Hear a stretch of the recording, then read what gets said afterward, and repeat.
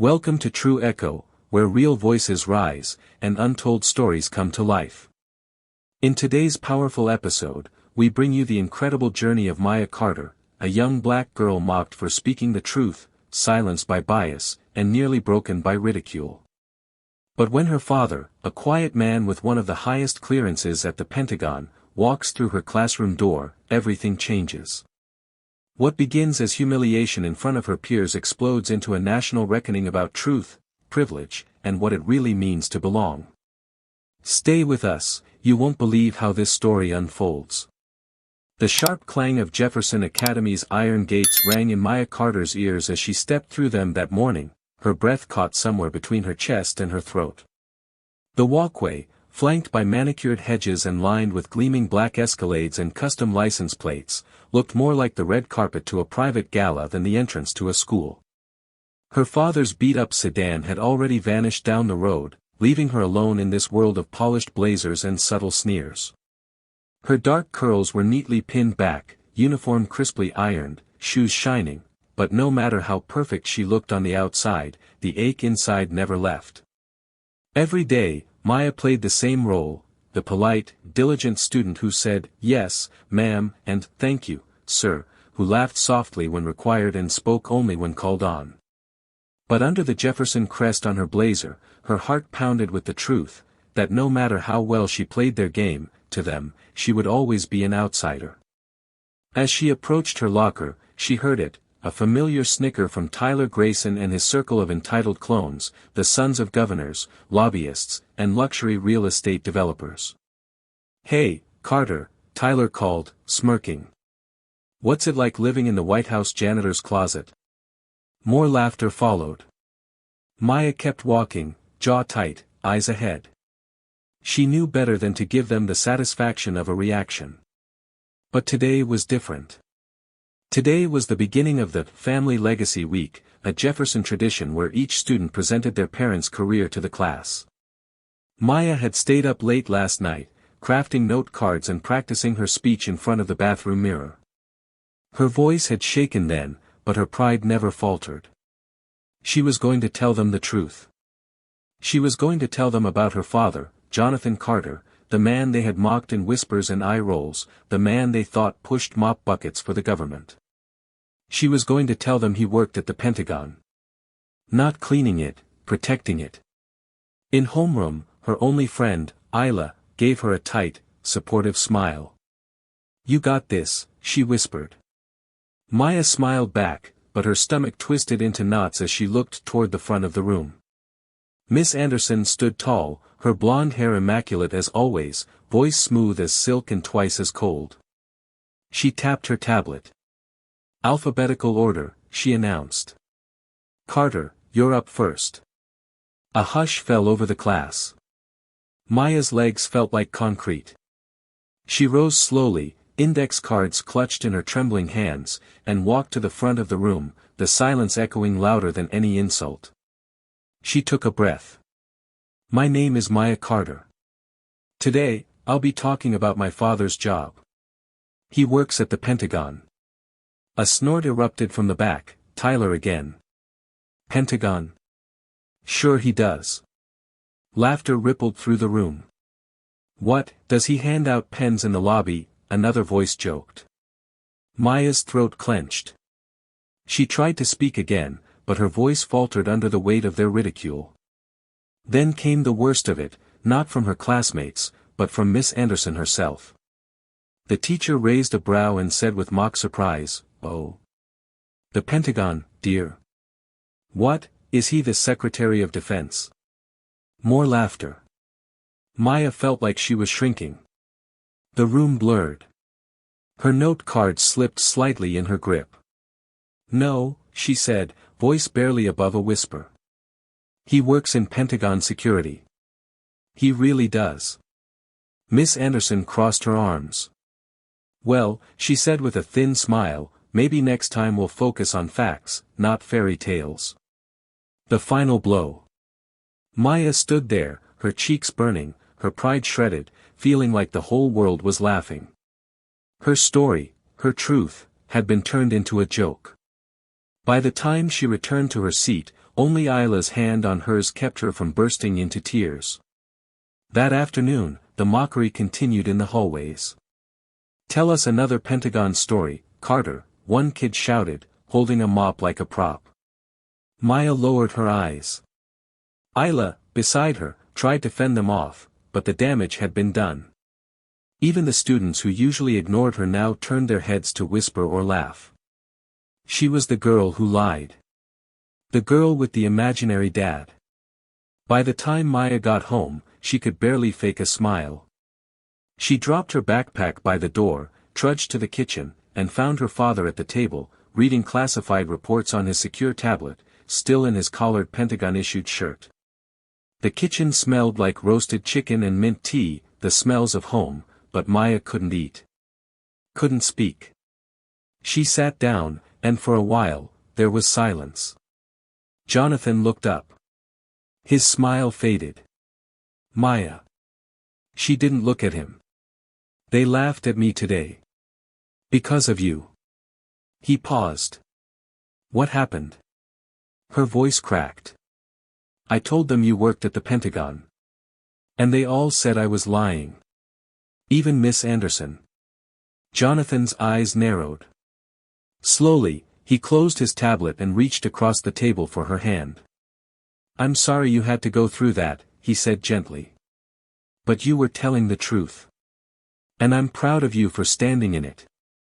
Maya's eyes finally met his, glistening with unshed tears.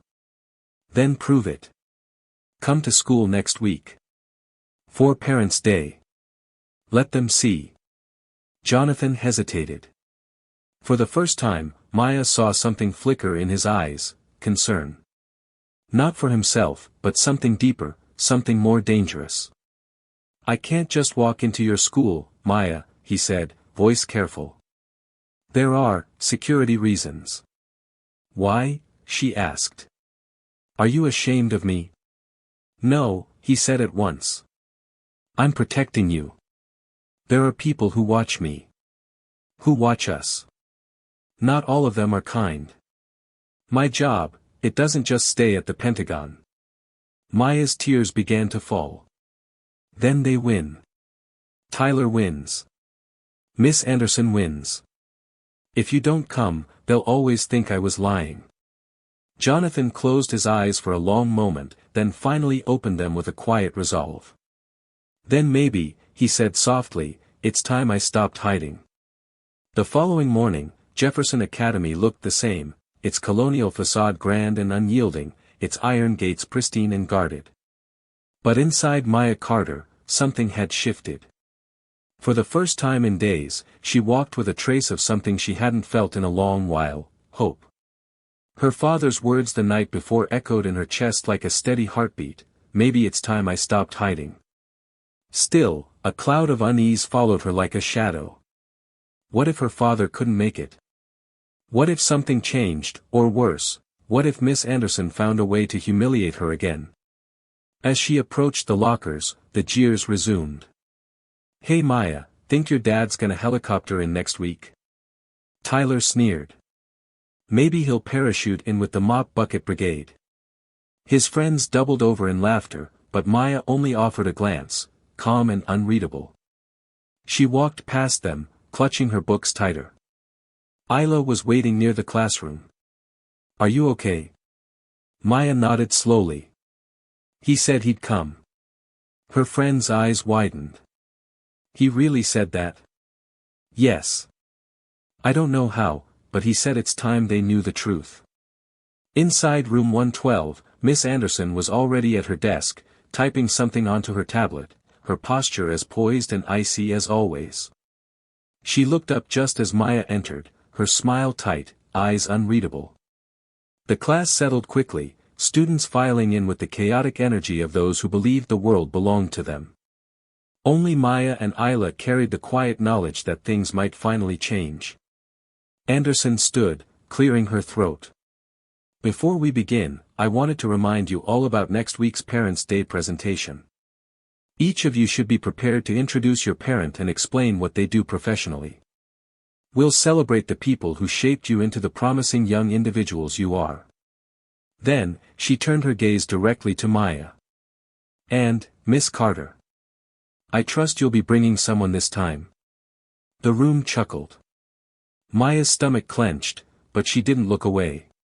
"Yes," she replied, her voice steady. "My father will be there." For a moment, the room fell silent. Then Tyler muttered just loud enough to be heard, "Maybe he'll wear his janitor uniform." Miss Anderson smirked but said nothing.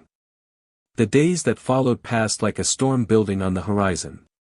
Maya floated between emotions, dread, anticipation, resolve.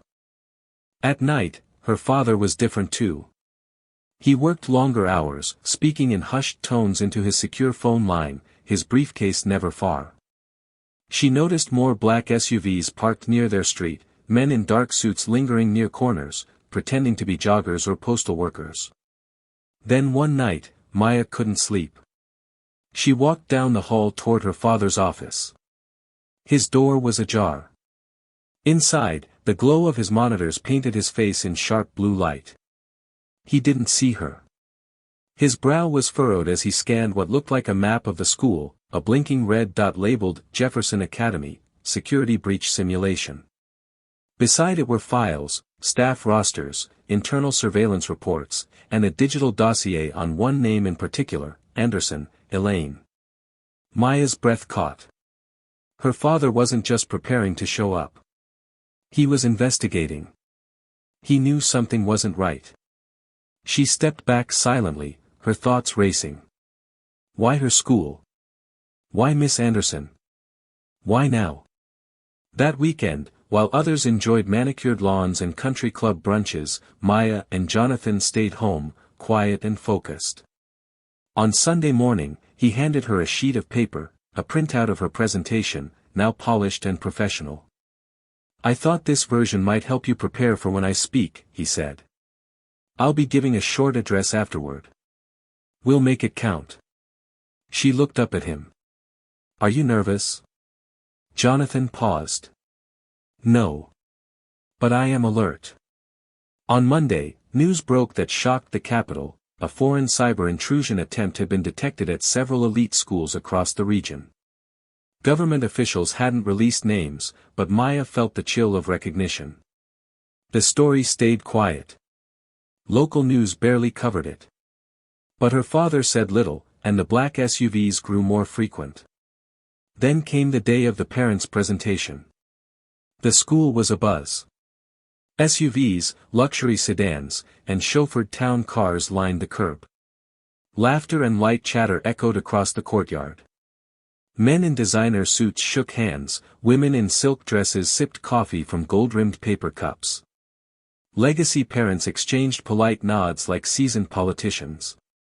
Maya stood near the main doors, watching every vehicle that arrived, heart in her throat. Isla joined her, eyes wide with worry. "What if he doesn't show?" Isla whispered. But Maya didn't answer.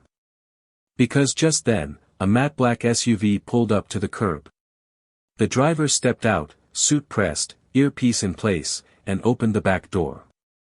Jonathan Carter emerged in a navy blue suit, his posture military straight, his eyes shielded behind mirrored sunglasses. Around his neck hung an ID badge with a golden Pentagon seal, and on his lapel, the unmistakable insignia of the Department of Defense's Special Security Directorate. Gasps followed. Heads turned. The whispers began instantly. "Who is that? Is that Maya's father? He doesn't look like a janitor." Maya stood frozen as her father approached, his face unreadable, presence commanding. He stopped beside her and, for a moment, the entire campus held its breath. "Ready?" he asked. Maya nodded, overwhelmed. "You came." He gently placed a hand on her shoulder. "I always will." Inside, the classroom buzzed until the moment Jonathan stepped through the doorway. Miss Anderson stood mid-sentence, her mouth open in shock as her gaze landed on him. She blinked, her cheeks paling. "Mr. Carter," she said after a pause. "We, welcome you to Jefferson Academy. I must say I wasn't expecting." Jonathan offered a smile, firm but cordial. No one ever does. Thank you, Miss Anderson. Maya tells me this school values truth. I'm here to make sure of it. Silence. Every student sat upright. Even Tyler shrank into his seat, his usual smirk vanished. Maya looked up at her father, heart hammering, and knew everything was about to change. The room was so silent that even the hum of the overhead lights seemed to fade.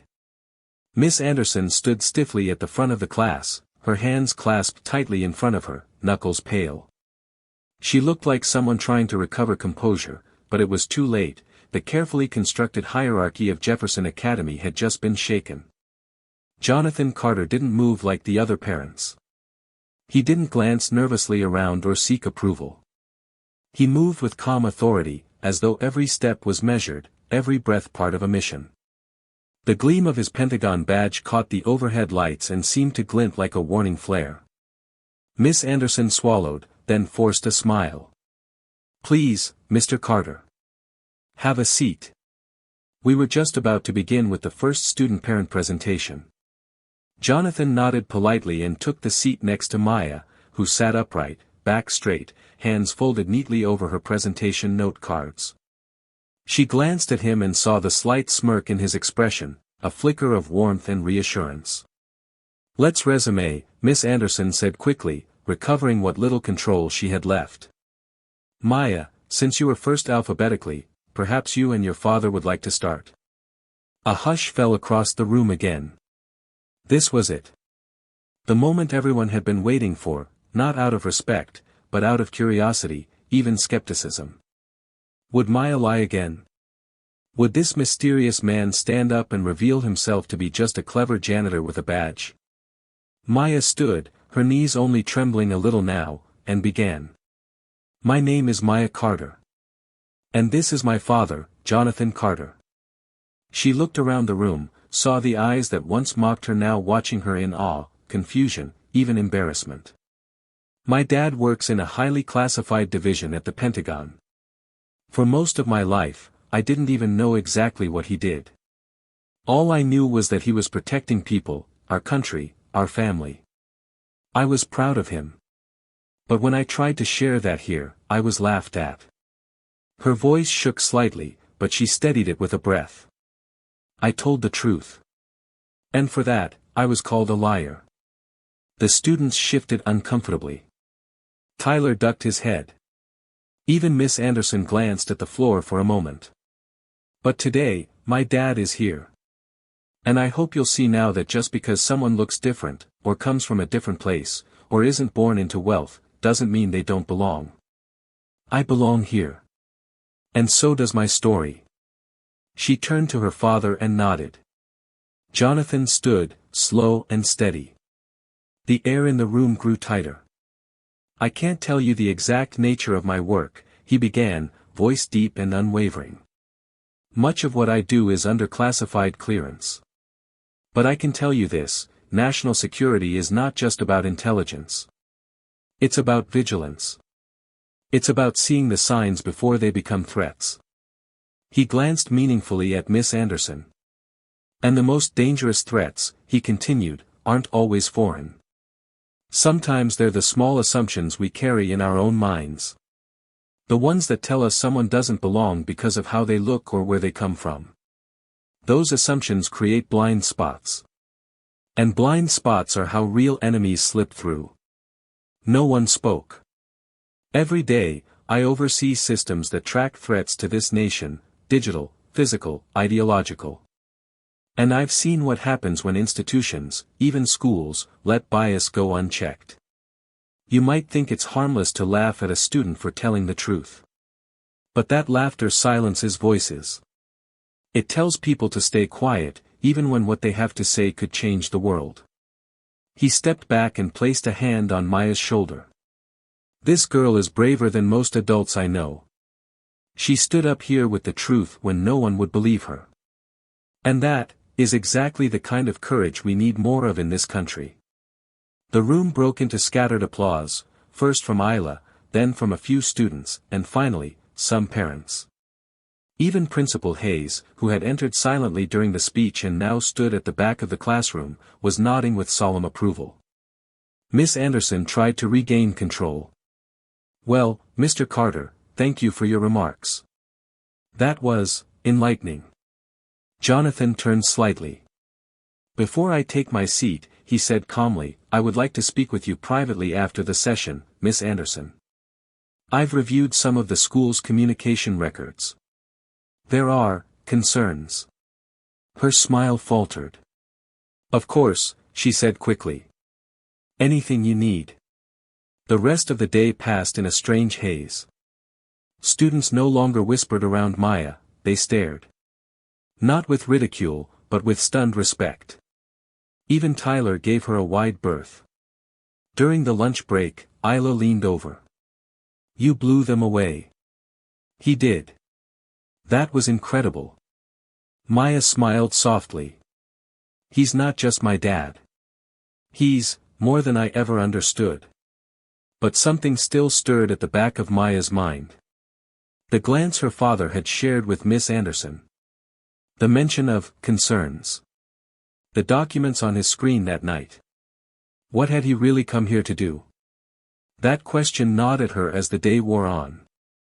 When school ended, her father didn't take her straight home. Instead, they drove in silence through quiet neighborhoods until they reached a federal building just outside the city. Inside, in a private room, Jonathan finally turned to her. "I didn't just come to Jefferson to defend your honor, Maya," he said, locking eyes with her. "We've been tracking unusual activity for months. There's a breach. Somewhere inside your school. Something much bigger than you or me." Maya froze. "What kind of breach?" He exhaled slowly. "We believe a foreign cell has infiltrated certain institutions. Including Jefferson. They're not just after information, they're targeting students connected to high-security personnel." Maya's blood ran cold. "You mean, me?" Jonathan nodded. "That's why the surveillance, the extra patrols, the hesitation. I wasn't just protecting a secret job. I was protecting you from a real threat. And now that they know you're my daughter, they'll come closer." The words echoed in Maya's mind like a siren. And suddenly, what had started as a battle for truth and dignity, was about to become a fight for survival. Maya couldn't speak. Her mouth was dry, her fingers numb, and her thoughts raced so fast they barely made sense. What her father had just said, foreign infiltration, student targets, a real threat at school, felt like something ripped from one of his action thriller novels. But this wasn't fiction. It was her life. And suddenly, it wasn't just about respect or dignity anymore. It was about staying alive. "Why me?" she whispered, still trying to make sense of it. Jonathan looked at her with eyes that had stared down both intelligence briefings and mortal threats. "Because they know I'm not just a paper pusher. And now they know I have a daughter." "But what would they want with me?" she asked, her voice cracking. "I'm just a kid." "To them, you're not," he replied grimly. "You're a pressure point. A way to get to me. To weaken the system. Or worse, extract information." Maya stared at the wall. Suddenly, all the strange things she had brushed off came flooding back with alarming clarity, the black SUV that always parked just a little too long outside their house. The joggers who didn't sweat. The strange glitch in her school laptop that made her webcam light flicker on at night. She thought it was paranoia. Now she realized it was surveillance. Jonathan stood and paced the small room, thinking aloud. "I didn't expect them to move this soon. I assumed they'd watch, wait, collect. But showing up at Jefferson? Mocking you publicly? That's not just prejudice, it's manipulation. They wanted to isolate you. Make you vulnerable. Then close in." "But why would Miss Anderson?" Maya began, then hesitated. "You were looking at her file." "She's not a confirmed link," Jonathan said carefully. "But we found communications between someone at the school and a flagged foreign IP address. Encrypted. It could be her. It could be someone else. Maya's throat tightened. Are they going to hurt people? Jonathan didn't answer at first. Then he said quietly, if they have the chance, yes. He turned back to her. That's why I need you to stay alert, Maya. You're not just my daughter now, you're part of this. But you don't have to be afraid. Because I'm not leaving your side. The following morning, Jefferson Academy was all smiles again, as if nothing had happened. The halls sparkled. The teachers returned to their routines. Miss Anderson was her usual poised self, though Maya noticed a stiffness in her shoulders now, a nervous edge to her otherwise immaculate posture. If she was aware of the investigation surrounding her, she wasn't letting it show. What the rest of the school didn't know was that the campus was now under silent surveillance. Disguised federal agents had been stationed across the premises. New security checkpoints were subtly added. And all eyes were now on room 112. That afternoon, during a quiet moment between classes, Jonathan met Maya just outside the science wing. He handed her a small, lightweight badge, the size of a poker chip. It's a tracker, he said. If anything happens, anything at all, press the button. It'll alert my team and send your location. Maya took it with trembling hands. I don't want this, she said softly.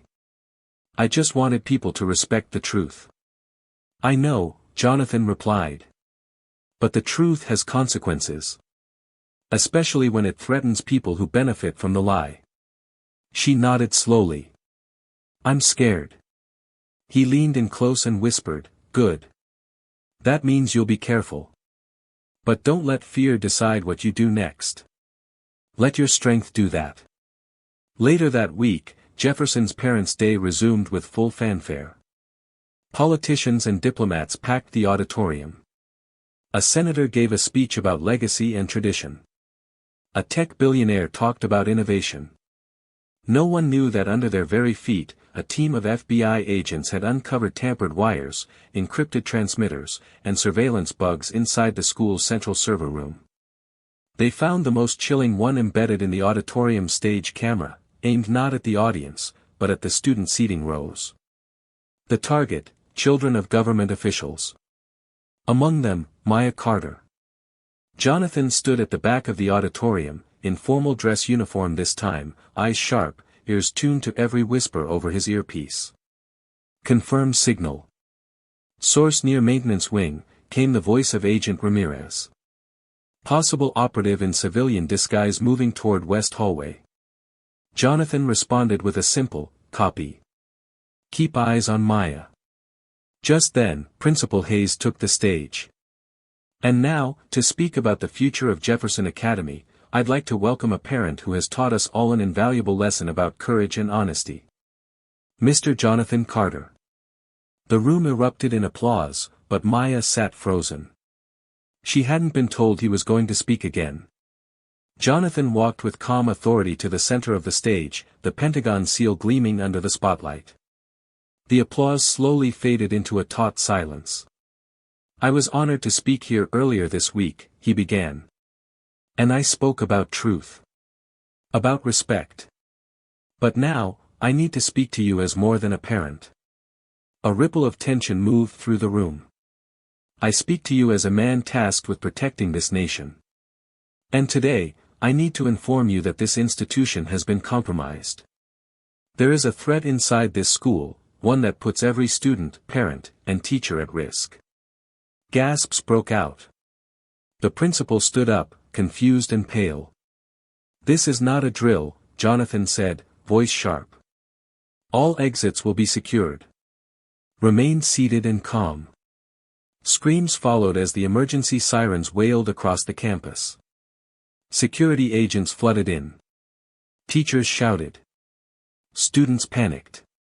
But in the midst of the chaos, Maya's instincts took over. She scanned the crowd, heart pounding, remembering what her father had told her, stay calm. Stay aware. Don't let fear take control. And that's when she saw him. A man in a gray jacket, moving against the flow of the crowd, eyes locked on her. No badge. No parent lanyard. Just intent, quiet, focused, deadly. Maya's fingers closed over the tracker in her pocket. Her thumb hovered over the button. But before she could press it, he was already moving. Straight toward her. The man in the gray jacket moved like a shadow, swift, silent, deliberate. His eyes never left Maya. Amid the chaos in the auditorium, with parents scrambling and teachers shouting over sirens, it would have been easy to overlook him. But Maya saw every detail. The way he avoided the cameras. The way his hand never left the inside of his jacket pocket. The way his face didn't register panic like everyone else's, only calculation. Maya's breath caught. Her instincts screamed to run, but she remembered her father's words, "Don't freeze. Stay calm. Trust your training." Her fingers trembled, but she managed to press the hidden tracker. A soft vibration in her pocket confirmed transmission. Somewhere nearby, her father would be receiving the signal. The man approached fast, weaving between chairs, bypassing a security guard whose attention had turned toward the front doors. Maya started backing away, slipping behind a group of chairs, ducking beneath the rising wave of frightened students. The man quickened his pace. Suddenly, a hand clamped around her wrist. Her scream was muffled by his grip. "You're coming with me," he hissed, voice low and foreign. "Don't make a scene." He started pulling her toward the rear exit, away from the cameras, away from the agents. But Maya twisted hard, not in fear, but exactly the way her father had taught her.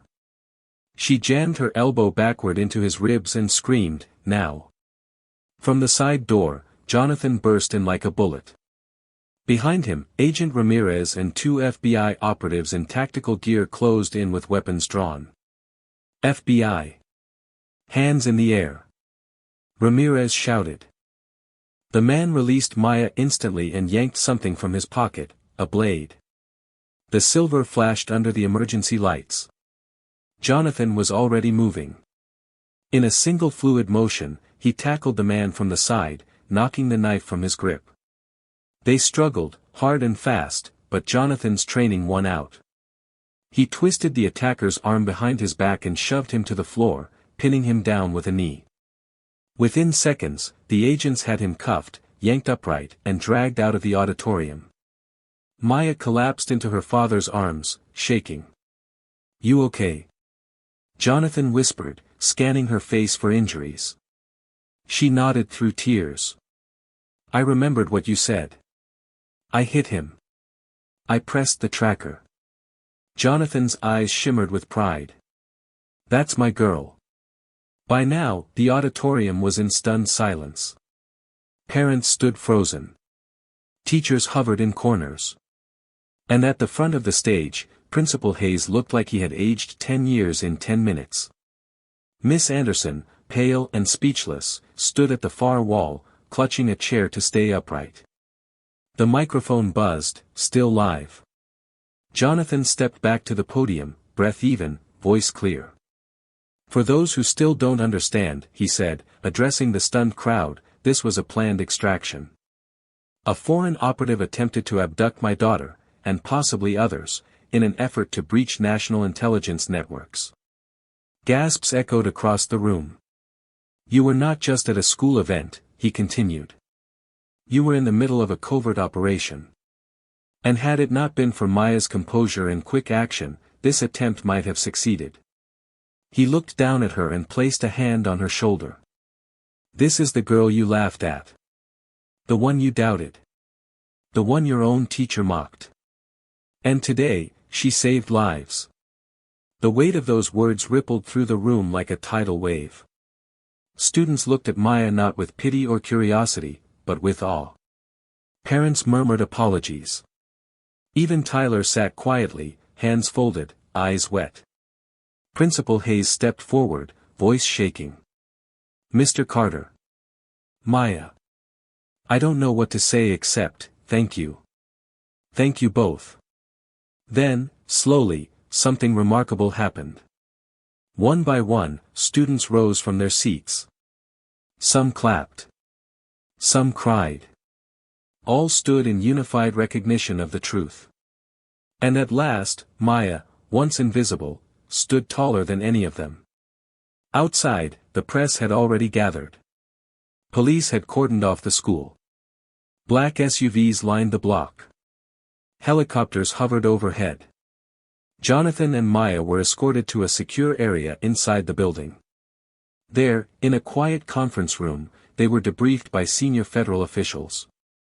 The man in the gray jacket was identified as a known asset of a foreign intelligence ring suspected of multiple infiltration attempts across the East Coast.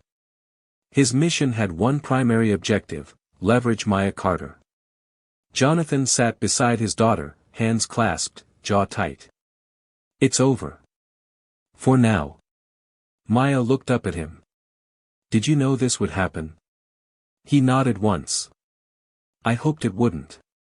But I was prepared." "I'm glad I told the truth," she said softly. Jonathan turned to her. "And I'm glad you didn't let them silence it." Later that evening, as the news exploded across every major outlet, Pentagon operative's daughter saves school from espionage plot, Maya sat on the couch, wrapped in a blanket, phone buzzing non-stop with texts from classmates and news outlets alike. She looked at Jonathan. "Dad, am I going back to school?" He smiled gently. "Yes. And you're not going back as a target. You're going back as a symbol. Of truth. Of strength. Of what it means to stand up when no one believes you." She leaned against him, her eyes finally at peace. For the first time since walking through Jefferson's gates, Maya Carter wasn't pretending to be someone she wasn't. She had become someone greater. By the time Monday morning arrived, Jefferson Academy didn't look the same, not because the brick walls had changed or the uniforms had been replaced, but because every glance, every whisper, every conversation carried the weight of what had just happened. The girl they had once ignored, mocked, or doubted had faced down a real-life spy. And won. Maya Carter walked through the gates flanked by two quiet, inconspicuous men, federal agents posing as family security. They stayed just close enough to keep her safe, but far enough that she didn't feel like she was in a cage. Jonathan had insisted on the detail, even though Maya told him she could handle herself. But today wasn't about fear. Today was about what came after. Students parted in the hallway as Maya walked through. Some stepped aside out of habit. Others, out of reverence. She wasn't just that girl anymore. She was Maya Carter, the girl who stood her ground in front of a school full of people who had dismissed her, who stared a knife-wielding agent in the eye and lived to tell the story. She stopped by her locker. Beside it stood Isla, waiting with a proud grin and a box of Maya's favorite chocolate-covered almonds. "National hero, huh?" Isla said, nudging her playfully. Maya smirked. "Please. I'm still failing chemistry." They laughed, real laughter, unburdened, for the first time in weeks. Then the overhead announcement chime echoed, and Principal Hayes' voice came on. "Attention students and faculty. Please make your way to the auditorium for a special assembly. All students must attend. Thank you." Maya felt her stomach twist. "What now?" Isla whispered. "I don't know," Maya murmured. "But I think everything's about to change again." Within 15 minutes, the entire student body filled the auditorium. The chatter was low but buzzing, part fear, part excitement. Teachers took their seats, some looking more alert than usual. Maya sat near the front, this time without needing to hide behind anyone. Jonathan stood in the wings, speaking quietly with federal personnel and Principal Hayes. Then Hayes stepped forward. "I'd like to thank all of you for being here today," he began, microphone steady in his hand. "We are gathered not only to address what happened last week, but to begin something new at Jefferson Academy." He paused. "Last week, one of our students became the target of an international espionage attempt. That same student had been previously mocked, doubted, and ridiculed for telling the truth about her family. But when it mattered most, she stood her ground, remembered her training, and saved lives. He gestured to Maya, who sat frozen. "Please welcome Maya Carter." The applause erupted before Maya could even react. She stood, her legs shaky but her heart steady, and walked to the stage. As she climbed the steps, her eyes met her father's. He gave her a single nod. "You've got this." Maya took the microphone, her palms sweating. She looked out into the sea of faces, faces that had laughed at her, ignored her, whispered behind her back. And she spoke. "I used to think this school would never see me. That no matter how hard I worked, how honest I was, it wouldn't matter because of how I looked, where I came from, or what my father did." She took a breath. "And I was right. For a long time, it didn't matter. I told the truth, and I was laughed at. I asked for respect, and I got silence. But something happened last week. I didn't just prove that my father works at the Pentagon. I proved that sometimes, the people you least expect are the ones holding everything together." She scanned the crowd. "I'm not telling you this because I want to be the center of attention. I'm telling you this because there are other Mayas in this room. Other kids who feel like their truth doesn't matter. Who hide who they are because they're scared of being mocked. And to them I say, don't stop telling your story." The room was silent. No one looked away. She stepped back. "Thank you." As she returned to her seat, Principal Hayes returned to the microphone. "And now, a few important announcements," he said. "Effective immediately, Jefferson Academy will begin a school-wide inclusion and anti-bias initiative, starting with mandatory courses on equity, empathy, and recognizing systemic prejudice." He looked across the staff, letting that sit for a moment before continuing. "We are also establishing a new student ambassador for equity, a role that will work directly with administration to ensure every voice is heard." Then, with a smile that was more than ceremonial, he turned to Maya. "And we'd be honored if Maya Carter would be our first." Maya's breath caught. Isla gasped beside her. "Say yes," she whispered. Maya stood, slowly. "I accept." Applause thundered. Students rose. Even teachers clapped, some with tears in their eyes. In the back of the room, Miss Anderson remained seated. Pale. Quiet. Then, as the applause faded, she did something no one expected. She stood. She walked to the microphone with shaky hands and cleared her throat. Her voice was uneven, stripped of its usual cool authority. "I owe Maya Carter an apology," she said. "And not just her. I owe an apology to every student I failed to support. I let my assumptions guide me. I dismissed the truth because it came from someone I didn't believe fit the picture I'd built in my mind." She turned to Maya. "I'm sorry. I was wrong." Maya stared at her, expression unreadable. Then she stepped forward and said into the mic. "I accept your apology. But let's make sure the next kid doesn't need one." The students applauded again, louder now, filled not just with pride, but with hope. Jefferson Academy, for the first time in its long, elite history, had cracked open its walls. And it started with one girl who dared to speak the truth, and a father who walked through the fire to stand behind her. The transformation at Jefferson Academy wasn't overnight, but it was undeniable.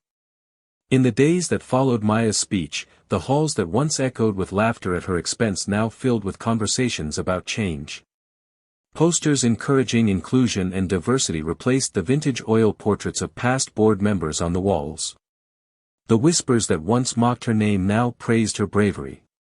And even more remarkably, the students began turning inward, examining themselves, their habits, their biases.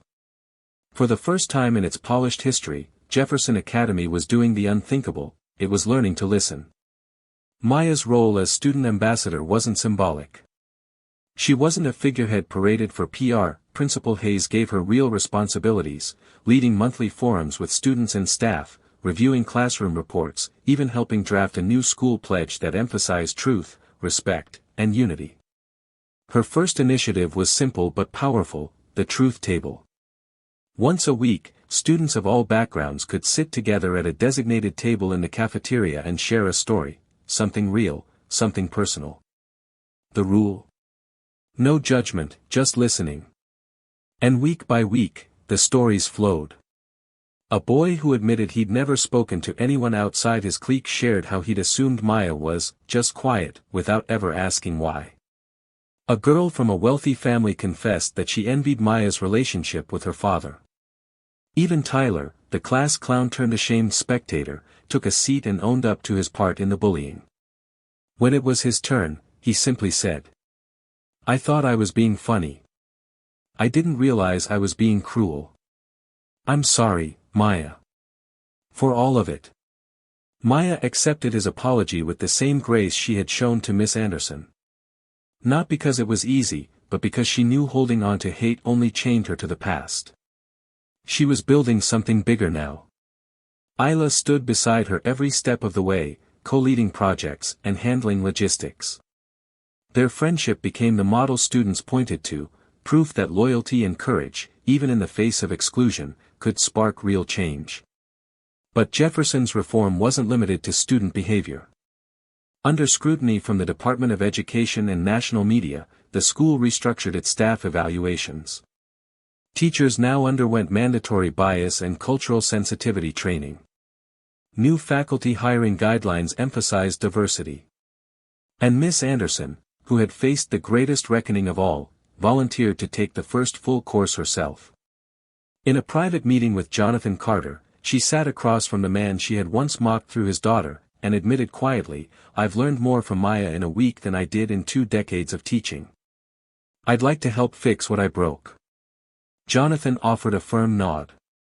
"Then help build something that can't be broken again." Meanwhile, the national spotlight on Maya's story never dimmed. Major news outlets ran in-depth interviews, and Maya was even invited to speak on a morning segment of Good Day America. She appeared poised and composed, wearing a navy blue blazer like her father's and speaking with quiet strength. "I'm not special because of what happened. I'm just proof that when you tell the truth, especially when it's hard, you can change things. And if even one other kid sees my story and decides not to hide who they are, then it was all worth it." The segment went viral. Maya's inbox filled with messages from students around the country, black girls who'd been doubted, children of military officers who were told their parents were nobodies, and even teachers who admitted they saw a reflection of their own bias in Miss Anderson's early behavior. Through it all, Maya stayed grounded. Every evening, she and her father sat at the same kitchen table, now surrounded by awards, commendations, and handwritten thank you cards from her classmates. But Jonathan never let the praise go to her head. "You still have homework," he'd say with a wink. "Saving the school doesn't get you out of algebra." And Maya would roll her eyes and laugh, but deep down, she was grateful.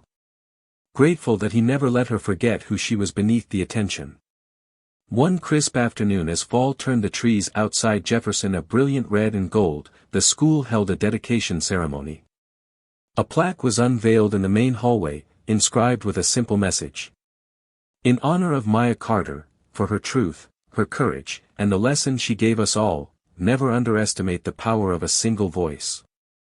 Students clapped, parents took photos, and Maya stood quietly with her hand resting on the medal. Then Jonathan stepped beside her and whispered, "You did this." She looked up at him. "No," she said. "We did." And he smiled, that rare, soft smile that only Maya ever saw, the smile not of a Pentagon strategist, but of a father who had walked through fire to stand beside his daughter. That night, after the ceremony, as Maya sat in her room surrounded by cards, notes, and a few homework assignments she was still behind on, she thought about everything that had happened. How a simple presentation in class had turned into an attack, a rescue, a revolution. How truth, mocked, doubted, and dismissed, had become the very thing that changed everything. And she wrote in her journal, "There was a time I wanted to disappear. Now, I want to be heard, not just for me, but for everyone who still thinks they don't belong. I used to believe the world was stacked against me. But now I know, I have the power to tip it back. As she closed the journal and turned off the light, Maya Carter knew one thing for certain. She would never again shrink to fit into someone else's idea of truth. She was the truth. And the world would never forget it. Thank you for watching this powerful story on True Echo. Maya Carter's journey reminds us that prejudice isn't always loud, it's often whispered, subtle, and buried in expectation. But truth, once spoken aloud, has the power to tear down those walls. The truth doesn't need to shout. It only needs someone brave enough to speak it. If you believe in stories that empower, stories that challenge the status quo, and stories that remind us of our shared humanity, subscribe to True Echo. Share this video. And tell us in the comments, when did you find the courage to speak your truth? We'll see you in the next story.